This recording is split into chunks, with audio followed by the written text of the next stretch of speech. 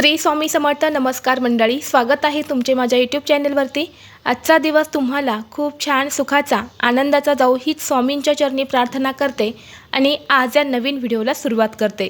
नवरात्र दसरा झाले की लगेच पाठोपाठ येते ती म्हणजे कोजागिरी पौर्णिमा. प्रत्येक महिन्यात एक पौर्णिमा ही येते. अशा वर्षात 12 पौर्णिमा येतात. प्रत्येक पौर्णिमा ही खास असते आणि तिचे महत्त्व देखील खूप असते.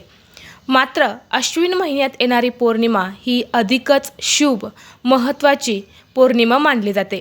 याच पौर्णिमेला शरद पौर्णिमा, अश्विन पौर्णिमा, कोजागिरी पौर्णिमा असेही म्हटले जाते.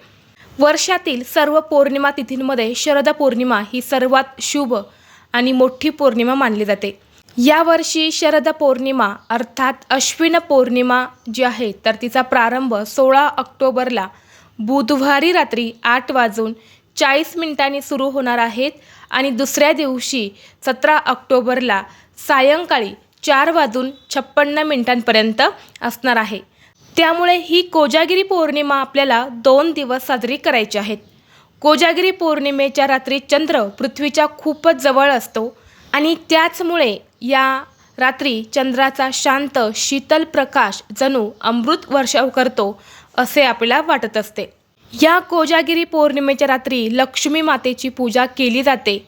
या रात्री लक्ष्मी येऊन आपलं घर ऐश्वर्याने भरून टाकते असे म्हटले जाते आणि म्हणून आपल्याला या दिवशी आपलं घर स्वच्छ आणि नीटनेटके ठेवायचे असते.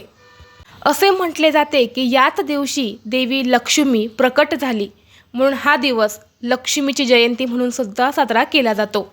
कोजागिरी पौर्णिमेच्या दिवशी मध्यरात्री म्हणजे रात्री 12 वाजता चंद्रमंडलातून उतरून साक्षात महालक्ष्मी खाली पृथ्वी तलावरती येते.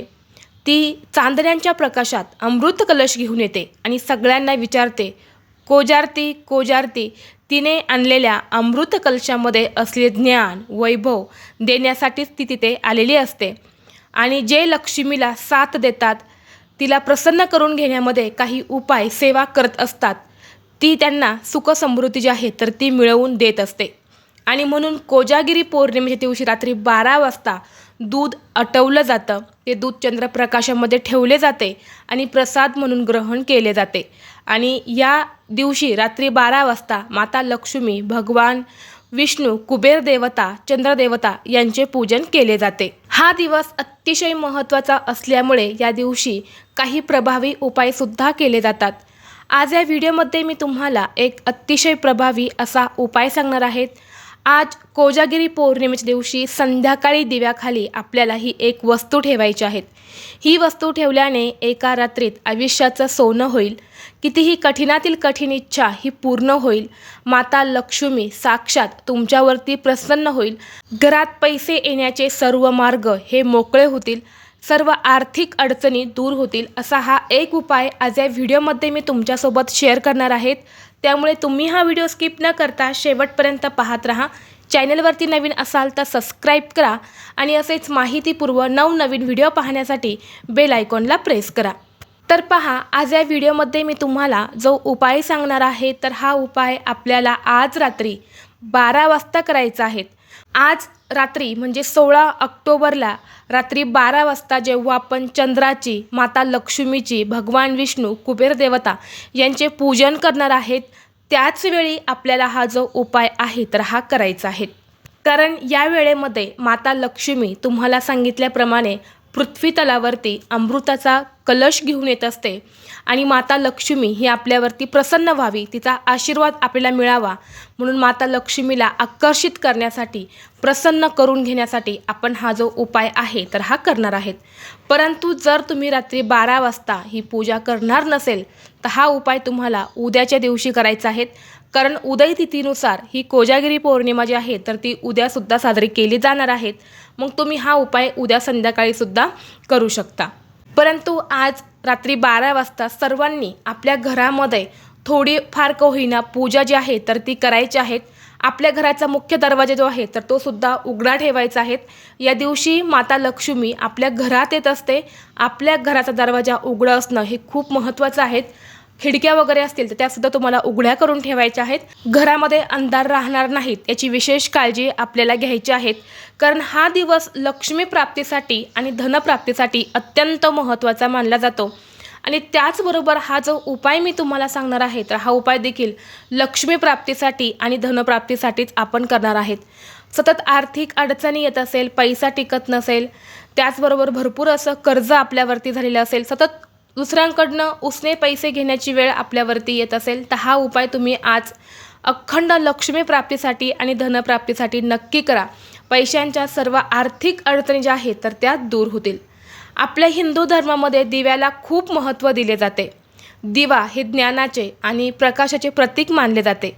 ज्योतिषशास्त्राप्रमाणे दिव्याला सकारात्मकतेचे प्रतीक आणि दारिद्र्य दूर करण्याचे साधन मानले जाते आणि घरात दिवा लावणे अत्यंत शुभ मानले जाते. जेव्हा आपण दिवा लावून एखादी सेवा करतो तेव्हा ती सेवा देवांपर्यंत पोहोचवण्याचं काम दिवा करत असतो. इतकं महत्त्व या दिव्याला दिले जाते. तर तुम्हाला सांगितल्याप्रमाणे हा उपाय तुम्हाला रात्री ठीक 12 वाजता करायचा आहे. उपाय करण्यासाठी तुम्हाला एक दिवा लागणार आहे. दिवा हा तुम्ही कोणत्याही धातूचा घेऊ शकतात. पितळेचा, स्टीलचा, तांब्याचा, मातीचा, कुठल्याही धातूचा दिवा तुम्ही घेऊ शकतात किंवा तुमच्याकडे चांदीचा दिवा असेल तर तो तुम्ही घेतला तरीसुद्धा चालेल. या दिव्यामध्ये आपल्याला दुहेरी कापसाची वात करून लावायची आहेत. शुद्ध गाईचं तूप या दिव्यामध्ये टाकायचं आहे. यानंतर आपल्याला एक प्लेट घ्यायची आहे. प्लेटमध्ये तुम्हाला कुंकवाने स्वस्तिक काढायचं आहे. कुंकू घ्यायचं आहे, त्यामध्ये थोडंसं पाणी टाकायचं आहे. कुंकवाने त्या प्लेटमध्ये तुम्हाला स्वस्तिक काढायचं आहेत. स्वस्तिकला मधले 4 बिंदू, कडाच्या 2 लाईन नक्की द्यायच्या आहेत. त्याशिवाय स्वस्तिक हे पूर्ण होत नाही. स्वस्तिक हे मांगल्याचं प्रतीक मानलं जातं, नकारात्मकता दूर करण्याचं प्रतीक मानलं जातं. यामुळे स्वस्तिक काढायचा आणि त्यावरती आपल्याला एक मूठभर हळद जी असते तर ती टाकायची आहे. हळद ही माता लक्ष्मीला प्रसन्न करून घेण्यासाठी, आकर्षित करण्यासाठी, धनप्राप्तीसाठी अत्यंत महत्त्वाची मानली जाते. हळदीशिवाय लक्ष्मीची पूजाच पूर्ण होत नाही. तर एक मूठभर हळद आपल्याला त्या प्लेटमध्ये टाकायची आहेत आणि यानंतर तो दिवा तुम्हाला प्रज्वलित करून त्या हळदीवरती त्या प्लेटमध्ये ठेवायचा आहे. यानंतर या दिव्यामध्ये आपल्याला लक्ष्मी प्राप्तीसाठी, धनप्राप्तीसाठी एक फुलाचा अखंड लवंग आणि एक हिरवी वेलची जी असते तर ती तुम्हाला टाकायची आहेत. आणि असा हा दिवा तुम्हाला प्रज्वलित करून तुमच्या देवघरामध्ये माता लक्ष्मीच्या फोटोसमोर ठेवायचा आहे. जर तुम्ही रात्री 12 वाजता सत्यनारायण पूजा करणार असेल तर तिथे सुद्धा तुम्ही हा दिवा जो आहे तर तो लावू शकता. किंवा सत्यनारायण पूजा करत नसेल, इतर कोणती सेवा तुम्ही तुमच्या घरामध्ये करत असेल तर त्या ठिकाणी हा जो दिवा आहे तर हा तुम्हाला लावायचा आहे. आणि रात्री 12 वाजताच तुम्हाला हा दिवा लावायचा आहे, कारण ती जी वेळ असते तर ती लक्ष्मीला प्रसन्न करून घेण्यासाठी अत्यंत महत्त्वाची वेळ आहे. हा दिवा तुम्ही लावल्यानंतर कमीत कमी सकाळपर्यंत विझणार नाही याची विशेष तुम्हाला काळजी घ्यायची आहे. त्यामध्ये भरपूर असं तूप जे आहे तर ते तुम्हाला टाकून ठेवायचं आहे. तूप नसेल तर तुम्ही तेलसुद्धा त्या दिव्यामध्ये घालू शकता. असे म्हणतात की पौर्णिमेच्या रात्री 12 वाजल्यापासून ते पहाटे 3 वाजेपर्यंत माता लक्ष्मी ही पृथ्वीवरती भ्रमण करत असते आणि ज्या घरामध्ये लक्ष्मीला प्रसन्न करून घेण्यासाठी सेवा केल्या जातात तिथे माता लक्ष्मी ही प्रसन्न होते. आणि म्हणून असा एक दिवा आपल्या घरामध्ये आपल्याला आज रात्री लावायचा आहे. दिवा लावल्यानंतर दिव्याला हळदी कुंकू, अक्षता, फुलं अर्पण करायची आहेत. मनोभावे माता लक्ष्मीचं स्मरण करायचं आहे आणि 108 वेळा तुम्हाला महालक्ष्मीचा मंत्र म्हणायचा आहे. मंत्र कोणता म्हणायचा आहे तर हे तुम्हाला मी स्क्रीनवरती दिलेलं आहेत. ओम श्रीम ह्रीम श्रीम कमले कमालये प्रसिद्ध प्रसिद्ध श्रीम ह्रीम श्रीम ओम महालक्ष्मे नमः. तर हा तुम्हाला मंत्र म्हणायचा आहे. हा खूप प्रभावी मंत्र आहे.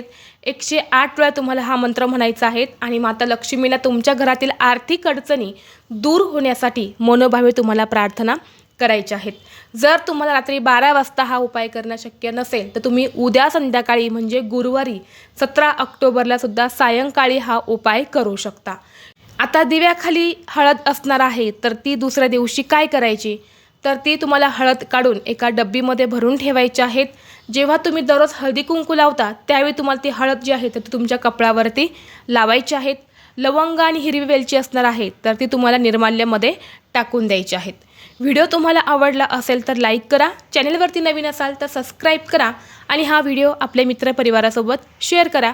चला तर मग भेटू असंच पुढल्या एका नवीन व्हिडिओमध्ये. तोपर्यंत सर्वांना श्री स्वामी समर्थ.